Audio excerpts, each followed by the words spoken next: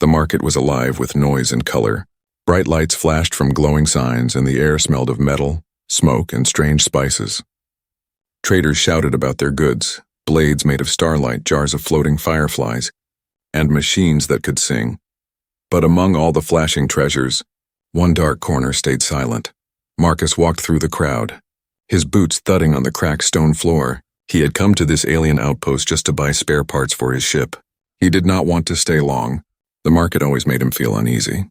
The people here had sharp eyes and sharper smiles. They watched outsiders the way hunters watched prey. He kept his head down, trying not to catch anyone's stare. Then he heard a soft sound like a broken breath. Marcus stopped. He turned his head slowly toward the sound. Behind a row of rusted cages, half hidden under torn cloth, a small figure sat on the cold ground. It was a young alien girl. She was thin, her skin pale and gray with a faint silver glow. Her hair was tangled like wild threads, and her clothes were nothing more than dirty rags. She sat curled up, knees pulled to her chest, arms wrapped around her legs. Her eyes stared at nothing. A group of alien children walked by and laughed at her. One tossed a piece of rotten fruit that hit the bars with a wet smack. She did not even flinch. She just stayed still, as if she had forgotten what moving meant. Marcus frowned. Something about her silence felt heavier than the noise around them. He stepped closer, and the smell hit him, dust, rust, and the faint sting of blood. There was a small metal tag around her neck. It read only one word in faded script. Scrap, scrap, like she was nothing more than trash. An alien merchant nearby noticed Marcus looking. He was tall and wide, with gray-green skin and tusks curling from his jaw.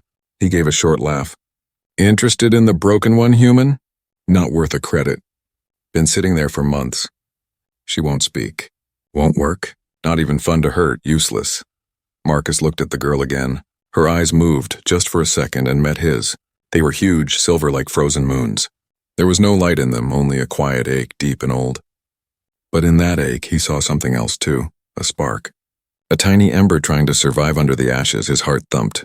Why is she here? Marcus asked quietly. The merchant shrugged. Came in with a batch of junk from a raid. No one knows. Maybe a failed experiment, maybe a runaway slave. No one cares, no one cares. The words echoed in Marcus's mind like cold bells.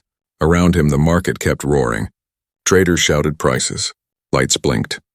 Machines hummed. But for a moment, it all faded away. There was only that cage. Only that small girl with moonlit eyes who had been thrown away. She blinked slowly, like someone trying to remember what hope felt like. Marcus stepped closer. His boots scraped the ground. The merchant laughed again. She'll bite you. Or maybe just die in your hands. Better leave her. Not your problem. But Marcus did not leave. He knelt down. He lowered his voice so only she could hear. You don't belong in a cage. Her eyes widened just a little. Her lips parted as if to speak, but no sound came. Her fingers twitched against the cold metal floor. For the first time she moved. Marcus stood up slowly and turned to the merchant. I'll take her. The merchant froze. Then he laughed loud and harsh. You want to pay for that? Fine. 10 credits for the trash. Marcus paid without another word. The merchant tossed him a small key, still laughing. As Marcus walked to the cage, he felt the eyes of the crowd on him. Whispers curled through the air like snakes. A human buying a worthless alien. It was madness. It was foolish. It was dangerous. But Marcus's heart was steady. He unlocked the cage and swung the door open. The girl didn't run. She stayed curled up, trembling. Marcus knelt again, keeping his hands low and gentle. It's okay, he said softly. You're free now. Slowly she lifted her head. Her silver eyes caught the dim light. She looked at him as if she had never seen kindness before. Then without a sound she crawled forward and stopped at his feet. She tried to stand, but her legs shook. Marcus caught her before she could fall. She was light as feathers. He wrapped his jacket around her small frame. She stayed very still, like she was afraid it was all a trick that would vanish. The crowd kept staring, but Marcus ignored them. He held her close and started walking out of the market. The lights and noise faded behind them. The wind outside was cold. She shivered in his arms, her breath shallow against his chest. Marcus looked down at her. You're safe, he whispered. She did not answer, but her fingers gripped his sleeve just for a moment, as if holding on to the only thing left in her world. and Marcus knew deep in his bones that this choice had changed everything. Cold wind rushed through the broken metal gates as Marcus carried the girl out of the market. She was silent, wrapped tightly in his jacket, her small hands hidden. The noise behind them faded like a storm moving away. The air outside smelled of dust and dry stone. Stars hung far above like frozen sparks. Marcus walked quickly. He didn't want anyone following them. He knew the market people. They loved gossip almost as much as they loved credits. A human freeing a worthless slave would be the loudest gossip of the week. That kind of story always attracted trouble. The girl did not speak. She only watched the ground passing under his boots, her silver eyes dim like dying moons. He reached his old transport, a scarred metal rover parked behind a cliff of black stone. Its engine gave a soft hum when he unlocked it. He opened the side door and gently placed the girl inside. She curled up on the seat without a sound, still clutching the edge of his jacket like it was a lifeline. Marcus sat in the driver's seat and started the engine. The rover rumbled, lights flickering on the cracked dashboard. He glanced at her. She stared at the floor, shoulders stiff as if ready to be hit. "You don't have to be afraid," Marcus said softly. She didn't look at him. He didn't try again. He just drove. The road out of the market was narrow and broken, lit only by the pale glow of twin moons. Sharp rocks clawed at the tires and the wind howled like something alive. Marcus kept both hands on the wheel, eyes scanning the cliffs. He felt watched. Halfway down the ridge, he caught movement in the mirrors, a dark shape slipping between the rocks behind them. His heart tightened. Someone was following. He pressed the accelerator. The engine roared louder. Dust curled up behind them like ghost smoke. The shape didn't follow this time. It just stopped at the cliff's edge, watching. Marcus didn't slow down until the market lights were gone from the horizon. Hours later, he reached the edge of the outpost. A cluster of broken huts and half-dead power towers stood around an empty landing field. His cabin was on the far side, small and lonely, with a single metal chimney. The rover stopped with a tired sigh. Marcus stepped out into the cold night and opened the side door. The girl hadn't moved. Her eyes were closed, but she wasn't sleeping. Her fingers still clutched his jacket, knuckles white. "Come on," he said gently. "This is home. For now." She opened her eyes slowly. For a moment she just looked at him as if trying to understand what he meant. Then she slid down from the seat. Her legs trembled. Marcus caught her arm to steady her. She flinched hard at his touch, like a spark had burned her. He let go at once, stepping back. "It's okay," he said. "No one will hurt you here," she didn't reply. She just stood there, small and thin in the moonlight, the wind tugging at her tangled hair. Inside the cabin, the air was warm. A soft orange glow came from the old furnace in the corner. The place was small, just one room, a bed, a table, and shelves of tools. But it felt safe. Marcus fetched a blanket and placed it on the floor near the furnace. "You can sleep here," he said quietly. "It's warm." The girl stood at the door, still holding his jacket around herself like armor. "You don't have to talk," Marcus added. "Just rest. No one will open that door except me." She stayed frozen for a moment longer. Then slowly she walked to the blanket. She lowered herself onto it like someone who had forgotten how to lie down. She curled up again, knees to chest. Her eyes stayed open, watching the flames. Marcus crouched beside her and placed a cup of warm water on the floor. She didn't touch it. "You're safe now," he whispered. "I promise." Her silver eyes flicked toward him. Then she looked away. Marcus sat by the table, pretending to work on some broken ship parts while he kept one eye on her. His thoughts ran like storms. He had broken a law tonight. Buying a slave only to free her was not illegal, but freeing her without reporting to the council was. And worse, he had no idea who she was. Why had her cage been hidden? Why did the merchant seem nervous when she moved? Marcus rubbed his eyes. He had acted on instinct. One look at her had been enough. She had been fading away in that cage, and he couldn't stand it, but now she was here, and someone somewhere would notice. The furnace crackled softly. The girl had not moved for over an hour. Marcus wondered if she was asleep, but her eyes still reflected the fire.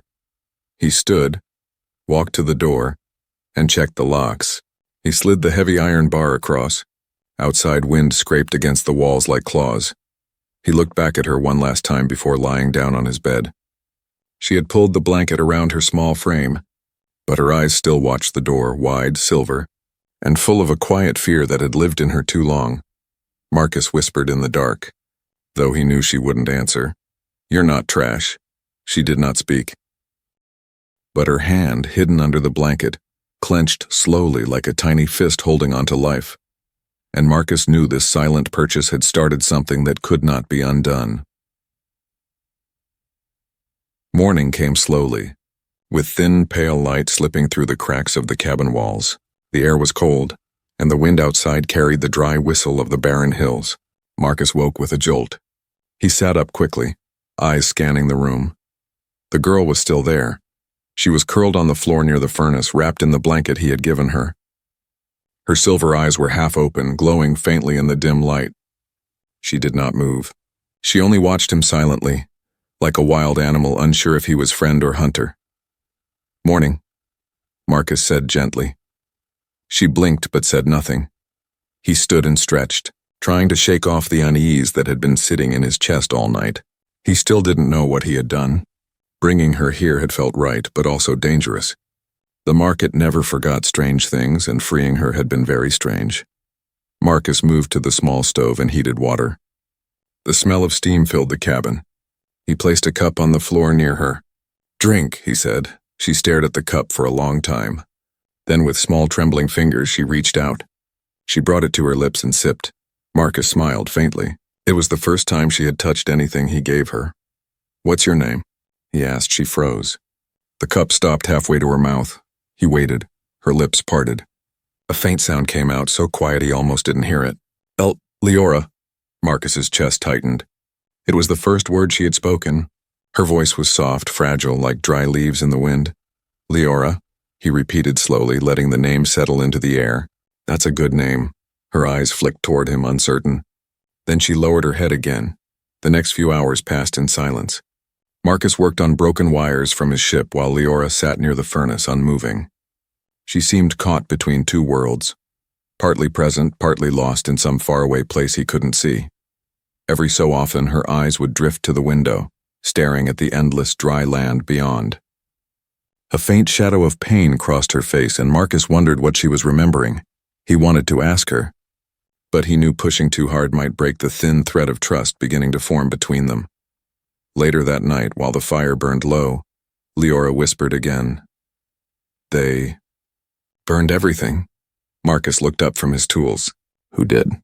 Her eyes were fixed on the flames, but they seemed to look through them. "My home, my people." Marcus said nothing.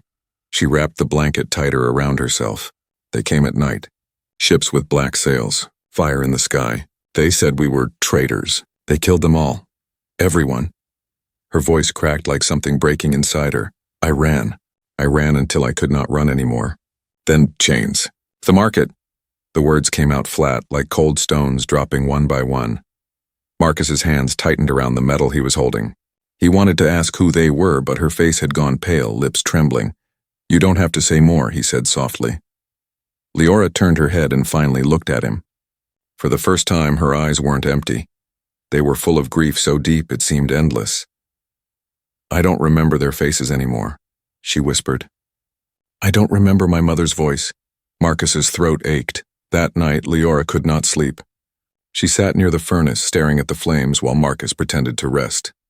He watched her from the corner of his eye. She wasn't just broken. She was lost, cut loose from everything that had once made her who she was. But there was something strange, too. Even in her sorrow, her skin seemed to glow faintly, like moonlight hidden under dust. Marcus wondered if the market had known who she really was, or if they had just seen what they wanted to see. A weak, silent creature to sell like scrap. Days passed. Leora began to move more, though she still spoke rarely. She followed Marcus around the cabin quietly, watching how he worked. She seemed curious about the tools, the wires, the old engine parts scattered across the table. Once, while he was fixing a cracked panel, she reached out without thinking and touched a live wire. Marcus gasped, but instead of sparking, the wire glowed softly, and the crack sealed itself. He stared at her hand. She pulled it back quickly, eyes wide with fear. "I didn't mean," she whispered. "It's okay," Marcus said quickly. "It's okay." Her hands shook as she wrapped them in the blanket again. She didn't meet his eyes. But Marcus couldn't stop thinking about it. That was not normal. That night, after she finally fell asleep, Marcus sat at the table with a dim light and opened his old data tablet. He searched through forgotten archives, looking for anything about glowing skin and strange healing energy. What he found chilled him. Long ago, there had been a noble alien house called the Seraphine line. Their people were rare, gifted with light-born energy that could heal or destroy, but they had vanished centuries ago in a great war, wiped out to the last child. None were supposed to exist anymore. Marcus looked at the sleeping girl on the floor. Faint silver light shimmered under her skin like quiet stars. If she was truly Seraphine, then someone had hidden her. Someone had wanted her erased, and if they found out she was alive, they would come. Marcus leaned back, heart heavy. He had thought he was saving a broken girl from a cage, but now he understood Leora wasn't just broken. She was a secret, a living piece of a lost bloodline, and keeping her safe might be more dangerous than the cage had ever been. Wind howled outside the cabin, rattling the loose panels on the roof. The sun had long set, leaving only the pale glow of the twin moons spilling through the cracks in the walls. Marcus sat at the table, staring at the same line of text on his data tablet for the 100th time. His eyes burned and his mind buzzed. The Seraphine line. Every ancient record said the same thing. They were gone. Burned from history, their symbols erased, their blood hunted until not one remained. Yet Leora was here, breathing, alive. Marcus lifted his gaze. She was sitting on the floor by the furnace, legs folded, silent as always. The soft orange light painted her thin frame in flickering shadows. Her silver eyes watched the flames, distant, lost somewhere far away. She had survived the cage, but Marcus was starting to wonder if she would survive what was coming. She moved suddenly, pulling the blanket from her shoulders. It slipped down, and for a brief moment Marcus saw it. The faint markings on her upper arm. They glimmered like starlight trapped under her skin, forming curved lines that pulsed softly as if they were breathing. Marcus froze. "Leora," he said quietly. "Your arm." She flinched and yanked the blanket back up. Her eyes flashed wild and afraid. "It's nothing," she whispered. "That's not nothing," Marcus said. "Those are marks. I've seen them in old archives." Her face went pale. "You read about them," he continued gently. "The Seraphine marks, didn't you?" She stared at him with fear that cut deep. "They kill anyone with these," she said. Her voice shook like dry glass. "They call it cursed blood. They—" Her words broke, and she pressed her hands over the glowing lines as if trying to hide them inside her skin. Marcus stood and stepped closer, slowly, like approaching a wounded animal. "I'm not going to hurt you," he said. "You don't understand," Leora whispered. "If they see this, they will burn me. They will burn everything around me." She curled into herself, shaking. The light from the markings faded as her fear swallowed it. Marcus crouched beside her. "Listen to me," he said softly. "They don't get to decide who you are. Not anymore. You are not cursed. You are alive. That matters more." Leora lifted her head slightly. Her silver eyes shimmered like wet metal. "No one ever said that to me," she murmured. Marcus gave a small smile. "Then let it be the first time." The next day he convinced her to let him see the marks again. She sat by the table, nervous, her hands twisting in her lap. "Just for a moment," he said gently, "so I can help protect you." She nodded slowly and pulled her sleeve back. The symbols glowed softly in the daylight. Thin curved lines wrapped around her arm like delicate vines, each one pulsing in rhythm with her heartbeat. Tiny dots of light floated off her skin, fading in the air like fireflies. Marcus held his breath. They were beautiful, fragile and ancient, yet full of quiet power. "What do they mean?" he asked. "I don't know," Leora whispered. "They appeared when I was very young. My mother used to sing when they glowed. She said they meant I was chosen." Her voice trembled on the word. Marcus gently traced the air above the marks, not touching her. "They're not chains," he said. "They're not something to hide. They're proof you survived."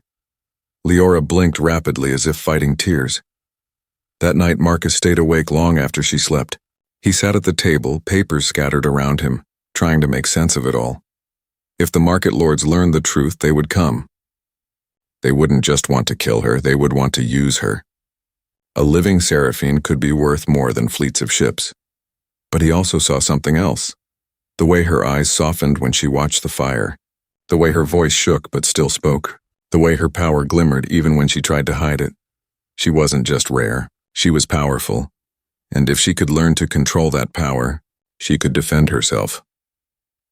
The next morning, Marcus found her sitting on the roof watching the sunrise. The cold wind blew her tangled hair around her face, but her eyes were calm.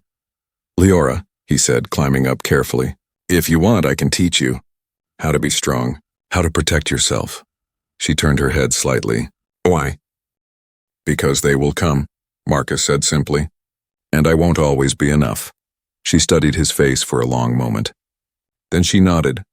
"Okay," she said softly, as they climbed down. Marcus felt something strange in his chest, hope. Leora was still quiet, still fragile, still haunted by the shadows of her past. But she was no longer just the silent girl from the cage. She was something the world had thought was gone forever. A spark from a dead star, a secret written in light, and Marcus silently promised himself that if the world came to burn her again, they would have to go through him first. The days that followed were quiet, too quiet. Marcus trained Leora every morning. At first, she could barely control her energy. When she tried to summon it, the light in her skin would flash wild and sharp, burning through metal tools or cracking the floorboards. She would panic and the glow would vanish like a frightened animal. But Marcus stayed calm. He taught her to breathe, to slow her racing heart, to let the power flow gently instead of forcing it. And slowly, something began to change. She learned to light small sparks on her palm without breaking anything. She learned to heal scratches on Marcus's hands with a soft shimmer of light. She even laughed once when a tool floated by mistake and smacked Marcus on the forehead. It was a quiet laugh, broken and unsure, but it was the first real laugh he had heard from her. But under the warmth of their small world, Marcus felt something else, pressure like the sky itself was watching. One cold evening, Marcus stepped outside to gather supplies from the rover. The twin moons hung high, casting pale silver over the hills. He paused. Footprints, fresh ones. They were large and clawed, pressed deep into the dust just beyond the cabin door. Marcus's heart slammed. He crouched and touched them. Still warm. Someone had been here. He rose slowly, scanning the black cliffs around the cabin. The wind moaned through the rocks, carrying whispers that weren't there. He returned inside without a sound and locked the door. Leora looked up from the table, her silver eyes glowing faintly in the dim light. "What is it?" she asked. "Nothing," Marcus lied. But all night, he stayed awake with his rifle resting across his knees. The next day, he saw more signs. A distant glimmer of metal on a far ridge. A shadow slipping out of view when he turned his head. Someone was watching. Marcus tried to keep his voice steady as he continued training Leora. She didn't notice his unease at first. But when a loud thud echoed outside, she froze. "They found me," she whispered. Marcus stepped closer. "We don't know that yet." "Yes, we do," Leora said, her voice trembling. "They always find me." That night it happened. Marcus woke to the sound of breaking glass. The cabin door shook. He grabbed his rifle and turned just as the lock burst open in a flash of sparks. A dark figure stormed inside, tall, armored, and silent. Its eyes glowed red behind a cracked mask. It moved fast, faster than any normal hunter. "Stay back," Marcus shouted, firing. The shot ripped through the air and struck the intruder's shoulder, spinning it sideways. But it didn't fall. It roared, a harsh metallic sound, and lunged forward. Leora screamed. Light exploded from her body. It was like a star had burst inside the room. The blast slammed into the attacker, hurling it through the wall. Wood and dust exploded outward as the figure crashed into the dirt outside, smoke rising from its armor. Then silence. Leora fell to her knees, shaking, the glow fading from her skin like dying embers. Marcus dropped to her side. "Are you hurt?" She shook her head quickly, eyes wide with fear. "I didn't mean to. I didn't." "You saved us," Marcus said firmly. She stared at the broken wall, trembling. "They won't stop. More will come." Marcus looked at the dark hills outside, his jaw tightening. "I know. They spent the rest of the night repairing what they could and setting traps around the cabin." Leora moved like a ghost, silent but quick, her silver eyes hard with a fear that had become familiar to her. Marcus watched her quietly as they worked. He remembered the silent girl in the cage, the one who had flinched at every sound. This was not that girl anymore. This was someone who had faced a hunter and survived. But he also knew the truth. This was only the beginning. By morning, black smoke curled in the distance from where the attacker's body had vanished. Not a trace remained, no blood, no armor. They took him, Leora said softly, standing beside Marcus on the ridge. Yes, Marcus said. They will come in numbers now. Yes. She looked up at him, wind tugging her tangled hair across her face. Then we must be ready. Her voice was steady this time. Marcus stared at her, seeing not the frightened child he had carried from the market, but something far more dangerous and far more precious. He nodded slowly. Then we'll be ready. That night, as the cold moons rose again, Marcus stood outside the cabin with his rifle on his back. The wind carried the sound of distant engines, low, rumbling, growing closer. Somewhere out there, the market lords had heard the rumor. The trash girl had survived, and now they were coming to claim their prize. But Marcus stood firm, eyes on the dark horizon.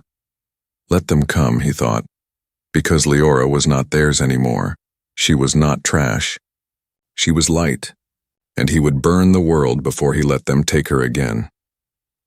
The air around the cabin grew heavier with each passing day. Marcus and Leora worked from dawn till dark, fortifying their small world. They patched the broken wall, buried traps beneath the sand, and lined the cliffs with motion alarms. Every shadow felt like a threat now. Even the silence seemed to breathe. But inside the cabin, something else was growing, something small and fragile. Trust. Marcus saw it first in her eyes. She no longer looked at him like a stranger. She watched him with quiet focus, as if memorizing every movement he made.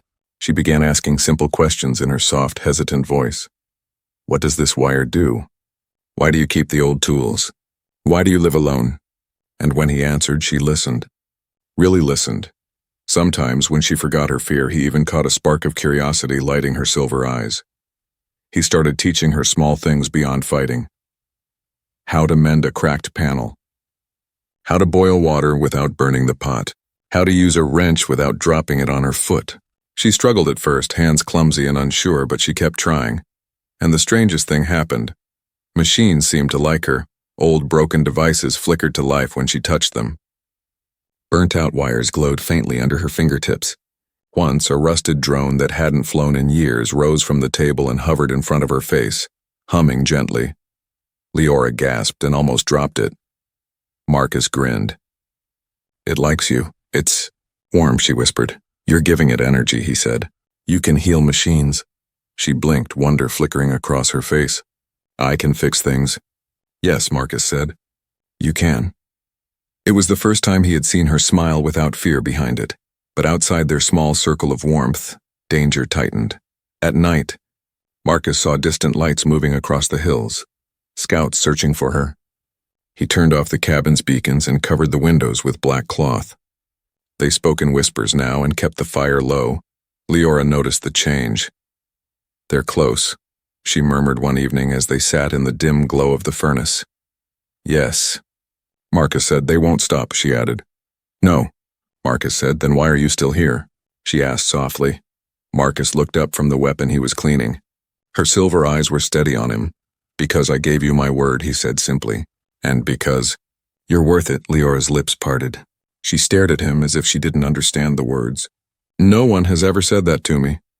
Get used to it, Marcus said with a faint smile. The next morning she stood outside waiting before he even woke. I want to train, she said. He rubbed his tired eyes. We train every day. I want to be ready, she said. I won't hide anymore.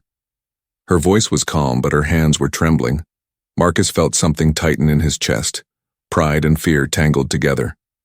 All right, he said. Let's begin. Training became harder. Marcus taught her to focus her energy like a blade instead of a storm. He drew lines in the sand and made her hit only the marks. He taught her to use her power in silence without shaking the earth, without giving away her position. She failed often. Sparks exploded, rocks cracked, sand melted into glass. She would fall to her knees, gasping, tears cutting through the dust on her face. But every time she rose again, and slowly her power stopped lashing wild. It began to listen. One evening she stood with her arms out, silver light flowing gently from her hands like ribbons. The air around her shimmered softly. Marcus stood frozen. She wasn't breaking things anymore. She was creating something beautiful. Leora opened her eyes and looked at him. "Did I do it right?" He swallowed. "You did it perfectly." A small smile touched her lips. That night they sat outside the cabin watching the stars. For the first time since he had met her, Leora looked peaceful. Her hair moved gently in the cold breeze. The silver glow under her skin pulsed like a quiet heartbeat. "Marcus," she said softly. "Yes? Do you think I can be more than what they said I was?" He turned to her. "I don't think it. I know it." Her eyes glistened in the starlight. "Then I'll fight," she whispered. "For this. For you." Marcus felt his throat tighten. They sat in silence after that, shoulder to shoulder, two broken souls holding onto a fragile spark against the darkness. But far beyond the cliffs, the darkness was moving. A convoy of black ships cut through the night sky, their lights off, their engines silent. Inside the lead ship, a cold voice spoke through the comms. "Confirm the signal. She's alive. The Seraphine girl exists." A pause. "Then burn everything until she doesn't." The night was too still. Marcus stood on the ridge above the cabin, his rifle resting against his shoulder. The stars hung sharp and cold above him, and the air smelled like dry iron. Below, the cabin sat in perfect silence, its lights off, its windows black. Leora was inside waiting. They both knew this was the night. The market lords were coming. He had felt it all. Day, like the ground itself was holding its, breath. The first shadow appeared on the horizon just after. Midnight silent ships, black as ash, slid across the stars. Their hulls swallowed light. They moved in a wide arc surrounding the valley. The ground shivered under the hum of their engines. Marcus clenched his jaw. He tapped his comm. "They're here." Inside the cabin, Leora's voice answered softly, steady but quiet. "I'm ready." Moments later, the first hunter dropped from the sky. It hit the ground like thunder, sending dust whipping across the ridge. Its armor was dark steel, its eyes red slits. Then another landed, and another, until a line of black shapes stood between Marcus and the cabin. One stepped forward, taller than the rest, its cloak fluttering like smoke. "The lost Seraphine," it said, its voice cold and metallic. "Give her to us, human. Walk away alive." Marcus gripped his rifle tighter. "She's not yours. She was marked," the figure said. "She belongs to us." "She belongs to no one," Marcus snapped. The figure tilted its head, almost curious. "Then you will die with her." They attacked. Blinding lights burst across the ridge. The hunters moved like shadows, fast and silent, blades flashing. Marcus dove for cover, shots roaring from his rifle. Sparks lit the rocks, the air filled with the sharp smell of burning metal. "Leora!" he shouted into the comm. "Now!" The cabin door burst open, and Leora walked out. She moved like moonlight wrapped in fire. Her hair whipped around her face, and the marks on her skin blazed with fierce silver light. Power rolled from her in waves, bending the air, cracking the ground under her feet. The hunters froze for a heartbeat. Leora raised her hands. A pulse of pure energy ripped through the valley, slamming into the hunters like a hurricane. The first wave crumpled instantly, armor shattering as they flew through the air. Marcus stared, stunned. She was not the frightened girl from the cage anymore. She was something the galaxy had thought was dead. The lead hunter rose from the dust, cloak burning at the edges. "You don't even know who you are," it hissed. Leora stepped forward, eyes blazing silver. "I know enough," she said. Her voice rang like glass and thunder. "I am Leora of the Seraphine line. I am not your weapon. I am not your property. I will never be caged again." The ground trembled under her feet. Light erupted from her body, blinding, fierce, alive. The sky seemed to split. Marcus ducked as the blast tore through the ridge. The lead hunter screamed, its armor melting like wax before the sun. The others broke and scattered, fleeing back toward their ships. Leora's light cut across the sky like a falling star, chasing them until they vanished into the darkness. Then silence. Only the wind moved, whispering through the broken stones. Leora swayed on her feet. The glow faded from her skin like embers going dim. Marcus ran to her, catching her before she collapsed. "You're okay," he said quickly. "You did it. You're okay." Her silver eyes flickered open. "Are they gone?" "For now," Marcus said, her lips curved faintly. "Good." She rested her head against his chest, and for the first time she looked at peace. By dawn, the battlefield was silent. The hunters were gone. Only scorched earth and broken stone remained. Leora stood on the ridge, the rising sun turning her skin to molten silver. "They will tell stories about this," Marcus said quietly. She looked at him. "What will they say?" "That the market called you trash," Marcus said. "But a human saw a treasure." Leora's eyes softened. "I wasn't treasure," she whispered. "I was just lost," Marcus smiled faintly. "Even lost stars can still shine." They walked back to the cabin side by side. The world would not leave them alone. Marcus knew this. More hunters would come, more whispers, more threats. But as he glanced at her, he saw no fear left in her eyes, only fire. She was no longer the silent girl he had freed from the cage. She was Seraphine reborn, a legend wrapped in light. And she had chosen to stand with him. For Marcus, that was enough. For Leora, it was everything.